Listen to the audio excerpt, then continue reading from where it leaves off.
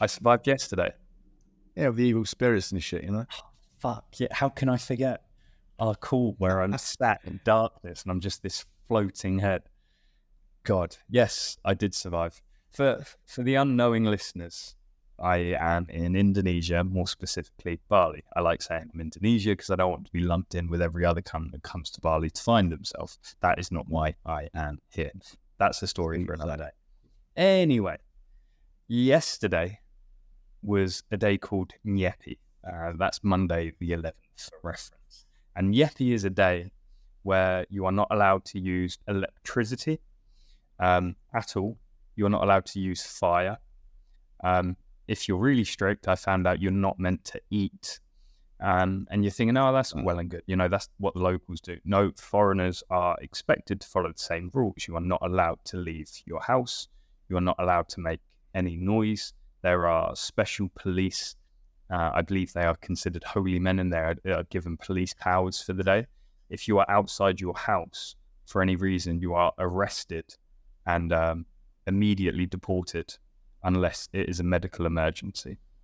And I was like, yeah, that's bollocks. Like, they're just saying that to scare. No, it has happened several times.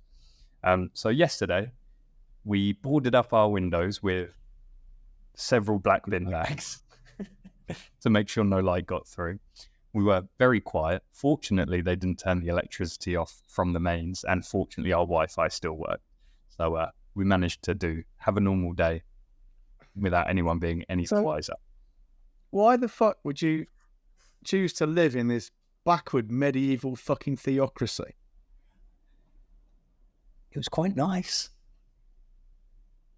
Yeah, you go outside and get arrested because the evil spirits might jump up your bumhole or something. I sat in my garden and all I could hear was birds. There was no light pollution, so the sky looked quite nice. Backward medieval religion. It forced me to cook because I couldn't get delivery. So I made ham and cheese toasties. But you're not allowed to cook because you don't have fucking electricity. You're not supposed to be using it, are you? Yeah, not meant to be. So let's hope no Indian. I'm gonna fucking tell him. You tell him. I'm gonna fucking email him and say, did you realise this guy was cooking? You do that. They'll turn up, and do you know what they'll be met with? 1 million rupiah. 1 million rupiah. What's that? £5.50, standard, mate. 50 quid, but that's apparently like, oh my god, money. So we've been advised to always carry 1 million on us in case we need to bribe. And people say to me, why do you live in Ireland? Because that kind of shit doesn't happen. We've just got a history of buggering children in the Catholic Church. Yeah, that's it. No big deal. Funny, what's the two things connecting all this nonsense? Religion. Don't get me started on religion. No. God is a real underachiever. Right? You know, you go back a couple of thousand years, right? God was a real deal. He was like fucking parting seas, smiting entire cities, turning people to pillars of salt. You know, he was fucking sending plagues. Move forward 2,000 years. What does he do? He can basically just about manage to burn his son's likeness into a slice of toast. I think, come on. He's really gone downhill, hasn't he? Really gone downhill. Yeah. He has, definitely. Anyway, what we talking about today? What's the recipe today, Jim? You're too young to remember that. Well, Holly has been really vague, but there was an improvement this time. Just for a change. She did give us a name. And it's an old question that was asked in the group a couple of weeks ago that she's dug out. But I say she's dug out. She dug it out and then said, why don't you talk about lead generation made simple? I was like, where the fuck has she got this from? Because there's no podcast request in the group, Well-Fed Renegades. You get a free membership with every book of M82, wellfedbusiness.com/book if you want to join us. But I think I found a post. And it turned out to be quite a good topic. So I'll read out the post I think this episode is meant to pertain to. And then we can get rambling, because that's what we do best, mate, isn't it? Yes, it is, Connor. Thank you, John. Right. Thank you, John. The question, Chris Spruce, an avid renegade and a renegade in his true right. If I remember correctly, Chris hand wrote 100 letters and booked tens of thousands of pounds worth of business in the pipeline. He does, can I say what he does? Or is that giving away too much, his business and his name? Okay, let's not. He works B2B in quite a boring industry. I hope he's not offended by that. And he asks, anybody do any good with advertising on social media? Every advertising company tells me I should be doing it. Without being a snob, I don't think my customers are on there. For example, I see posts such as, look at my boyfriend, he treated me to 2 liters of Lilt and a pizza. I think this is true love. From that, I asked, are you talking about paid ads or posting free content? And he said both, really. Now, this is a short answer. Yes, some people do good with social media. Should Chris Spruce? No, absolutely not. You know what I would do if I was Chris Spruce? What's that? I would take the money that I was going to use for social media, and I would pay someone to write over and over and over again these fucking letters and keep sending those. Why would you do something that works and brings in tens of thousands of pounds worth of business and stop it to do something else? Okay, I've found the post. Shall I read out the post of Go on. Direct Mail he did? Boring as is the headline, ... 750 and counting. I haven't written a letter since school. This is a picture of individually wrapped tea bags, designer biscuits, a handwritten introduction letter, and a brochure with a handwritten envelope in quite a high quality brown envelope. And then where is it? He followed up via email multiple times, and I'm scrolling down. He priced over 20 grand's worth of work within the first week of them going out, and I think it's fair to say he didn't follow up with all 750 within that first week, and considering he posted this a month ago, I would imagine that number is higher. So that's 20k in the pipeline for him. I'd just keep doing that. I'd keep doing that. I'd outsource the really boring bits, just keep doing that. In fact, we know a guy who would do that for him. We do. We do. There's several more handwriting, robot handwriting letter companies popping up as well that I've noticed. Yeah, I mean, it's a no-brainer. I mean, it's not the same. We're not talking about using a handwriting font here, by the way, people. We're talking about something which actually writes the letters for you with a pen. Yeah, ballpoint on paper. In fact, you can buy them. They're not that expensive, are they? I don't know. I've never looked into it. But it's probably quite tedious to use. I'd just keep doing that, Chris, and probably do more of it. You know, just experiment with it. Now, here's why I say that. The social media comment you made was absolutely spot on. Social media is a fucking swamp. And more and more, people are finding it's becoming ineffective. And some are finding it's becoming ineffective completely across the board, as in it's just not working for them. Others are finding they're getting the leads, but the leads are shit. Now, we know one guy, right, who spent this is a client of mine and Connor's, and individually a client of mine and Connor's. So he's worked with us individually and as a pair. Who spent tens of thousands of pounds on both social media marketing, advertising, and Google AdWords, and nothing to show for it. Now, the thing here is, we no longer work with this chap, but we told him in advance, if he'd have asked me, that this ain't going to work for you. And the reason it won't work for him is, to me, fairly obvious. And it's so obvious, I think people discount what I say because it's too obvious. So that can't be the reason. But it is. And that is, the kind of people you want to work with, you might not realise this, but trust me on this, the kind of people you want to work with are not the kind of people, for the most part, who are on social media and are going to respond to your ad. It does happen, of course. We get a very slow but also steady stream of clients from social media, from exclusive from LinkedIn.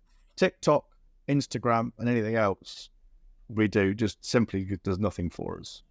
We sometimes get engagement and we sometimes get high views on our videos. Well, I don't even know if we post them anymore. We don't. But we never got any business from it. No, never. We get a slow, but very slow, but steady stream of clients from LinkedIn.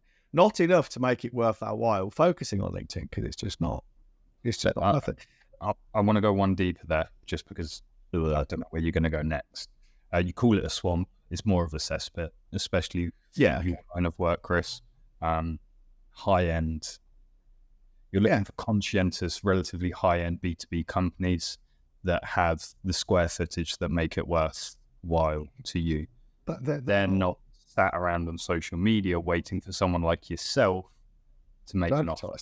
No, yeah, absolutely not. The other thing is, go on, sorry. It's all right. You've been called all the names under the sun.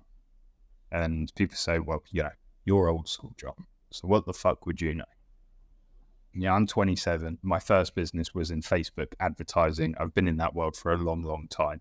Not too long ago, we invested a lot of time, a decent chunk of money, and a lot of time. That was the biggest resource put forward to it in the whole content machine that everybody harps on about. Because my theory was, if it works, great, wonderful. We didn't think it was going to work. So if our hypothesis came true, as in it doesn't work for us, we can scream even louder about how shit social media is. We got well over 100,000, I can't remember the number.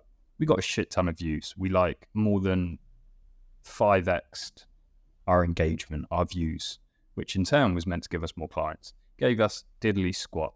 Do you know what? It gave us an admin headache, because it meant that poor little old Holly had to spend half her working day planning, clipping, posting, and then responding to everyone that commented and whatnot on the videos. Some of these videos got the upper tens of thousands of views. Some of them got 3.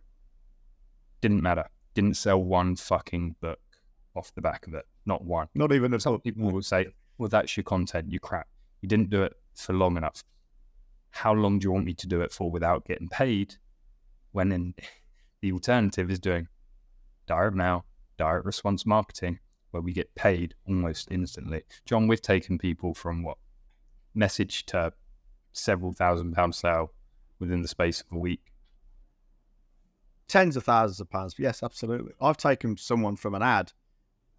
So their initial message to me in response to a direct response ad to a £10,000 sale in 2 days, cold to sold in 2 days. So this bollocks about you need to get yourself out there and develop knowing, liking, and trust, and they need to see a deeper side of you, your true, authentic, and vulnerable self. It's nonsense. People say that. Well, some people say it because they believe it because they've heard it and they're just repeating it. Some people say it because they're lazy. They don't want to consider the alternative, which is you have to put yourself out there. In fact, ironically, they talk about being vulnerable. If you want to be successful at direct response marketing, you have to make yourself vulnerable by risking being refused, knocked back, called names, criticised. I don't give a shit. It's just water off a duck's back. I don't feel vulnerable at all. On the contrary, I know I'm doing something right when people piss and moan away and gnash their teeth about it. Now, there are some good reasons for this, by the way. We're not just knocking social media because we want to, or because we have to, or because we're being maverick. Okay, social media is a little bit like having a degree. If you think about it this way, when I did a degree, most people didn't have one. It was quite rare. I'm going back, 1990. So I've gone back a long way when I got my degree. It was worth something then. Now, if everybody's got a degree, if every job, other than stacking shelves or something, now I'm not knocking these jobs, by the way, that don't require a degree, but if any kind of entry-level job requires a degree, and everyone's got a degree, then you might as well not have a degree, because it doesn't differentiate you anymore. So something else has got to differentiate you. Okay? So 40 years ago, 35 years ago, having a degree was a meaningful differentiator. Now it isn't. Well, social media, okay? If you were competent at social media 10 years ago, even 5 years ago, that was a differentiator. Now, where social media is I would say it's reaching saturation, because these things can grow to any size, but it's reaching the point when everyone is competent, because the algorithms and the facilities and the ease with which people can create content and videos and the rest of the stuff. If anyone can do it, well, that's not a differentiator anymore. It just isn't. And when you've got people using ChatGPT, which is basically the average of everything it's ever seen, and everyone sounds the same, it really isn't a differentiator. And you might say, yeah, well, I can do better than ChatGPT. You can, but you're a lone voice among millions. It is almost, I mean, there's a guy now, I actually like this guy. I'm not going to name him because I do like him. I don't want to embarrass him or criticize him or to be seen to be criticizing him because people think it's unnecessary. This guy I know is very successful. He's doing over $1 million a year now. And he became, so I wouldn't say he's an influencer, but he became popular on Instagram and a couple of other platforms, probably Facebook, by using stuff 10 years ago, 8 years ago, whatever it was, which was very successful then. The problem is he's still teaching it now. And it doesn't work that way anymore. Okay? You will not become an influencer or successful on LinkedIn, Instagram, TikTok, or any other social media platform, with rare exception. It won't happen for you doing today what people did 8 years ago, simply because it's like the big pond, the big fish in the pond thing. Okay, when the pond is new and the fish are first introduced, we have that phenomenon occurs. That's what's happened on social media. It doesn't happen anymore. It has changed. People haven't changed, but the platforms have, and the population on the platforms has. Okay, so trying to become successful on social media marketing, whether it's paid or free, is very difficult. In the early days of Google, it was easy to be successful. Now it isn't. If you want to do that, probably try Bing, because Bing is still, although it's been around a long time, it's still struggling for market share. So you can get away with a lot of stuff on Bing you can't get away with anywhere else. And the demographic tends to be older, more affluent, and more responsive anyway. Okay? But to try to become successful on social media now, paid or free, is a losing proposition for most people in most circumstances, most industries, most of the time. If you want to get the kind of results, say, that Chris is getting, you probably need to go offline. I mean, you can do it with other things, like cold calling will work, but cold calling is, while it's effective, it's inefficient. Okay, I can send 100 letters. I can send 100 personally crafted letters, not handwritten necessarily, but it's personally crafted letters in a week, quite comfortably. It's only 5 a day. All right. And I will probably get something like a 25% response rate from that. Now, I could probably do 100 calls in a day. But here's the thing. I can do those 5 letters, prepare them and print them and send them out in about an hour in a day. To get the same kind of response from cold calling, I've got to do it all the time. While I'm doing it, I'm doing it. I can't do anything else. I could pay someone to print these letters for me. I can't easily pay someone to do my cold calling for me, because it's then not coming from me. It's coming from my cold caller. But these letters being printed by someone else are coming from me. Direct mail is far more scalable. Well, it's almost infinitely scalable. I can send 1,000 letters. I can send 100,000 letters. Some of my pieces have gone out by the million and got 8,000 new customers. Okay, that's 0.8 of 1% conversion rate to a sale. But imagine how would it take to do 1 million cold calls to get 8,000 customers? Yeah, a long time. You know, so please don't. I mean, I'm not absolutely not saying cold calling doesn't work. What I'm saying is it's incredibly inefficient and tiring. Direct mail is not, but and I'm sure some cold callers are going to shout at me for this, but I'll stand by it. I would say copywriting in direct mail is a mixed bag of skills, and it is a more comprehensive and more complex skill set than learning to be a cold caller. You only need to learn one skill to be a cold caller: how to do a cold call. That's about it. To do direct mail successfully, you need to learn a lot of skills. This is not, again, criticizing cold calling. I've been on courses myself to do it, to know what it's all about. Okay? It is definitely, it's a serious skill. I'm not knocking it for a second, but it is just one skill. Direct mail is a multitude of skills, harder to master, but you get bigger payback from it. So, Chris, do more of what you've already done. Now, the wider question of how to get new customers, all right, is this huge topic. The most important thing is, I think, well, there's two really. There's one is be very, very clear about whom you're speaking to and whom you want to work with. And once you know that, think, well, where am I going to find them? Well, let's imagine, to do all of this stuff, you need to be selling your stuff at a high price to be making a lot of money so you can afford to do it. All right? Your profits feed your marketing. They feed back into it. If you're scraping the bottom of the barrel with low-end clients, you ain't got a lot of money for marketing, which is probably why most people tend to be on social media all the time. If you're selling $1 million yachts and your profits are like £800,000, you can do a lot of marketing to the best people, right? So if you're going for high-end people, well, we just said it a minute ago, they're almost certainly not on social media looking to solve their problem. They might be on there defensively. I mean, I know the CEO of ZoomInfo, billion-dollar corporation. He's on LinkedIn. He answers his own DMs as well. But that's rare, and he's certainly not looking to solve his problems because he's ignoring me now. Okay, so the analogy I use, and it's a good one. It's a bit tongue-in-cheek, but it's a good analogy, and it's accurate too. Imagine Kate Beckinsale was put on a few pounds, and she wants to lose it because she's 50 now. Absolutely stunning woman. She's 50 years old. She wants to lose a bit of weight, get a six-pack, and look a bit younger. Where do you think Kate Beckinsale gets her fit profile? Where do you think Kate Beckinsale gets it? Facebook. Yeah. She goes on Instagram and downs loads of free report, 5 ways to lose belly fat overnight by eating a weird little fruit before you go to bed at night. No, she doesn't. Right? That's Shavs. That's what Shavs do. That really works, doesn't it? If not, well, it might work, but the thing is, that's what Shavs do when they're doom scrolling. What Kate Beckinsale does is she picks up the phone, or the next cocktail party she's at, she collars Vin Diesel and says, Vin, you're a meaty guy with a six-pack. Who's your PT? Because I want to lose this. And Vin will say, here he is. This is his number. There's call him. So Kate picks up the phone and calls this PT. She doesn't ask about the price because she's been recommended a top-end PT by an affluent client of this PT, and she's affluent too. That's how affluent people buy and sell services. Okay? They don't go on LinkedIn and fucking doom scroll looking for responding to ads. I mean, you will get business that way, don't get me wrong, but if you want the fucking creme de la creme, you've got to find them. And that generally means to get your foot in the door, that's going to mean outreach. And once you have got some of these affluent people, B2B or B2C, doesn't matter, because they talk on the golf course as well as in the sauna and all that kind of thing. Once you've got these affluent people, 1 or 2 of them, you'll get their friends as well. That's how affluent people work, because they pick up the phone and say, who's your PT? Who did your bathroom? Who did your kitchen? Who does your lawn? Who cleaned your building? Who laid your floor? That's what they will do. Okay?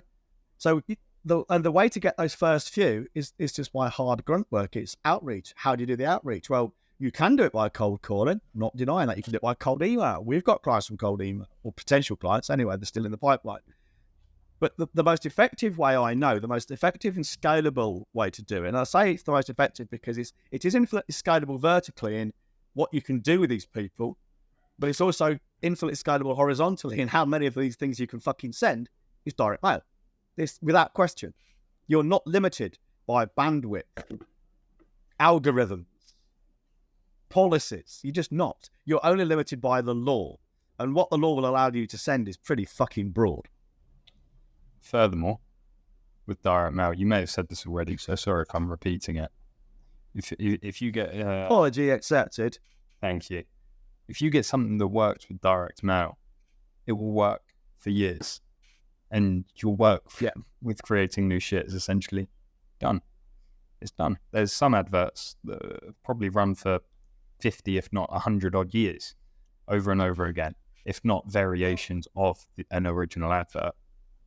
I mean, an ad isn't strictly direct mail, but it's direct response. There's an ad that used to go in a local newspaper down south in the UK somewhere, and it was a firm, very esoteric. They would re-enamel your cast iron bath.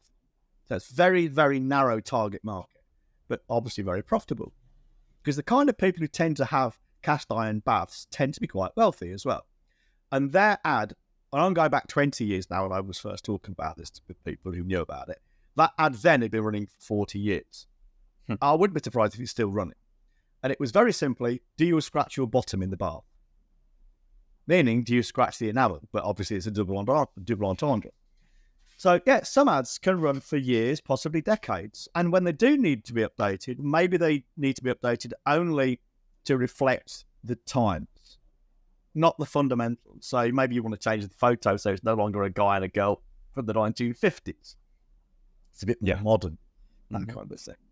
So I pretty much guarantee if Ogilvy ran that ad again, famous Rolls-Royce ad, okay, but just updated the picture and maybe some of the language, but that's about it, it would probably be successful. So you kind of, but I've got to be wondering why they're not doing this. What are Rolls-Royce do? Because companies' agendas change, and it's an important point you've almost raised there. Big company agenda is very different to small growing company agenda. Small growing companies struggling with profitability, need customers and clients fast. Listerine, for example, was a product in hospitals. They couldn't sell enough to hospitals at a price to make it profitable. So they needed to find a new market and make some sales pretty fucking quickly. They found that, of course, with the oral healthcare market, and they ran pure direct response adverts. It's all, why won't he take me on a second date? That sort of thing is the headline. Picture of a crying woman. Genius. Exactly. He's too afraid to tell you that your breath stinks. And it was all plays around the dating scene. Pure direct response.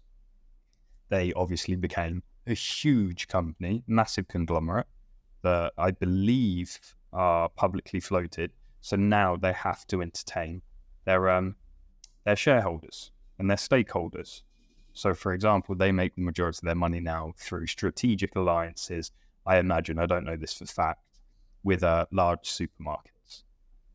I imagine that's what it is. So therefore, the adverts are there more so to appease the stakeholders, to justify having the marketing. Yeah, can't help but think, well, it's not even an opinion, it's you observe this. Often big companies, they lose their way, don't they? Always. And I think sometimes as well, they get very much up themselves. Yeah. Of course, they believe their own selves, drink their own Kool-Aid. And then they start to become susceptible to influence by people's opinions. Mm-hmm. You know, you can imagine a lot of these big firms, they'd be terrified by a negative thread or negative movement on, say, just X now, isn't it? Not Twitter, on X or TikTok. Whereas we wouldn't just wouldn't give a shit. And also with these companies, to go into that a little bit further, everybody has something to lose in a real way. Their job is on the line. Everybody in that company has a line manager of sorts. Even the board of directors, they're all dependent on each other. Yeah, that can be kidding. These companies, the owner, the CEO, they often sell out, and then a C-suite is installed that is employed. Even the CEO himself is employed, is not the original owner. So therefore, one of them is worried about how the company is seen and how they are seen. It's kind of, because if you shave a few, sad, isn't it? Shave a few pennies off the stock price, Jesus Christ, company goes into meltdown. So therefore, they have to keep that side of things happy. But when you have the original owner, because owner-led companies are always the best companies, who's a real maverick, doesn't give a shit, or they're risking their own livelihood in a way that only a business owner can do, because they never seek the perceived comfort and stability of a job. Well, they're the mavericks, the renegades that go out and do it a little bit fucking different, like Listerine. Jesus fucking Christ, selling to hospitals sucks. Let's sell it to insecure teenagers. What could possibly go wrong? Can you imagine an employed marketing director saying that nowadays? They'd go, "Oh, that's very true, isn't it?" Yeah, I was on LinkedIn a couple of weeks ago now, and I pointed out quite correctly, freelancers are their own worst enemy. And it's their own fault they don't get paid up front. It's their own fault for accepting low rates. It's their own fault for not being paid up front, all those things. And I had some woman, she was 21-ish, telling me I was part of the problem. And she basically transitioned from, in the space of a few words, she was basically taking my attitude to freelancers and saying it's people like me that's the cause of atrocities like Gaza. I mean, that escalated pretty fucking quickly, you know? And I'm just thinking, you are absolutely clueless and you're a founder of your own business. If you run your business along those lines of, we've got to be all-encompassingly nice to everybody all the time, and our business is here to serve society, you will fail. You will absolutely fail. And I wouldn't like to see that particularly, because I think it's great that young people have started businesses. It's fabulous. But really, you know, if you are going to run your business according to the whims of people's opinions, you are going to fucking come up against a really unpleasant period of time. It's like that. Remember that business fucking cafe in California? Where else? It was the pay what you think the food was worth model. Yeah. And they went bust within a very short period of time. You know? Well, that's because you got people going in there, the chaps, the peasants and the commoners, just ripping you off. I mean, when will people learn? Sell at high fucking prices. Don't deal with chaps, peasants and commoners. And to do that, you need to change the way you promote and present your business, and indeed where you promote and present it. If you're going to start focusing on social media where everybody is, the crowded marketplace, you know, the bazaar, don't be surprised when you get people who just spend all their time walking around from stall to stall looking for the cheapest deal. Just don't be. Yeah. Especially when most businesses go onto these platforms and the only thing they can say is, we do the same thing as everybody else, but I promise we do it a little bit better. We do it different. Yeah. You got a major perception problem there, both in how the customer's viewing you and in how you view your own company. Oh, good God. I wish I had £1 for every time I'd seen someone say, we are different, or something's done differently. Because I see it all the time, and every time I've asked a question, you know, tell me, how are you different? They can't. They will say something like, oh, we give great service. But that's a minimum fucking requirement. It's like, I use this one often. My mum used to say my dad was a good husband because he didn't used to knock her about. Now, maybe this is me, but in my opinion, the role of a husband, good or bad, is not defined by whether or not he knocked his missus around, you know? It's a minimum requirement for a husband, in my opinion, not to hit his wife. But yeah, perhaps that's just me. Perhaps I'm missing something here. But, you know, men should not go around hitting women just for the sake of it. It just fucking does my head in. Oh, he's a good husband. He doesn't knock me about like some blokes do. Yeah, but Mum, he's not supposed to, really, is he? Yeah. That's not part of the deal, is it? There's a time and the place to call out the minimum requirements within your advertising. But if that's your whole shtick, yeah, you're fucked. And you will be locked into price wars and that race to the bottom until you do something about it. Well, actually, let's dig into that, because here's the thing. If you are marketing yourself on minimum requirements, which is what people are doing, they say they're different, but they're not. They say, you know, we give great service. We're passionate about our business. I mean, that does my head in anyway. You know, we give great value, etc., etc., etc. If you say all those things that everybody else is saying, what is the only thing that's left to differentiate you from everybody else who's saying the same thing? It's your price. That's why you're struggling to sell at high prices, because there's no reason not to. You know, anyone looking at your business to solve a problem, there's an unspoken question in their mind. And that is, why, out of all of your competitors who do the same thing in the same way, and you all describe yourself similarly, why should I choose you and not someone else? And if there's no other compelling reason, which there isn't if that's how you're marketing yourself, there's only one thing they can come up with. You're cheaper. Do you want to be known as the person who will work for the least amount of money? Do you really?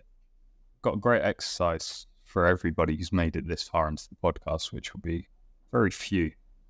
If for some reason a magic fairy came into your room tomorrow night and waved a wand and said, mate, you're fucked. From now on, you can only sell what you're currently selling at stick a 0 on the end. We're 10x in your price. We're timesing it by 10. Stick a 0 onto your current price. If that magic fairy came along, added the 0 to your price, what would you have to do differently? Sit down with that question and write down all the things that you currently aren't doing to wow your perceived market and customers. You want to be seen as the second coming of fucking Jesus, so price doesn't matter. You think if Christ walked this earth, anybody would blink twice at paying his consulting fees to hear God's teachings from his son's mouth? Of course not. Price would not be an issue. You'd have an audience of billions almost instantly. That's how you want to be positioning yourself and your offers. So sit down with that question, add a 0 to your price, and figure out exactly how would I sell that. Yeah. I mean, do you think Kate Beckinsale phones this PT and says, do you think there's something we can do about your fees? Of course not. You know, what's the minimum fee for a film these days in Hollywood? $7 million, $10 million? Do you really think Kate Beckinsale is saying to a PT, can we do something about your price? Nah. She's saying, when can we start and how quickly can we get results? Yeah. Well, Kate, it depends how hard you're prepared to work. And the more you pay me, the more intensively I can train you. It's your choice, love. See, rich people, I'm going to finish with this. I've said this before, but I'll say it again. Fundamental mindset shift for you all. Most of us, possibly all of us, are managing 3 different and often competing scarce resources: time, energy, and money. Now, ironically, the only one you cannot replace or get more of is time. But that's the one most people focus on. Or sorry, that's the one people don't focus on, and they should, I beg your pardon. The one that's most easily replaced is money, but that's the one they focus on. People like Kate Beckinsale and other affluent clients, prospects, they're managing, all they care about is time and possibly energy. They don't want to be wasting time, and they don't want to be wasting their energy, because the two are quite closely linked. What they don't care about so much is money. But most people listening to this and selling are thinking, yeah, they're focusing on money. They're not. They're focusing on time and energy. The people who are focusing on money, like you are as a seller, because you're selling at a low price, they're the people who squander time and energy like there's no tomorrow. They're the chefs, peasants, and the commoners. Affluent people don't care about money. They care about time and energy. Get your head around that, and I guarantee your business will change dramatically for the better, very quickly. Great place to leave it, mate. It is. All right. So, we're done. Why not? Wellfedbusiness.com, buy the book. /book to get the book. Yeah. Follow your wellfedbusiness.com. If you want to send us a message. And on that note, see you later, Shags. Bye. Bye.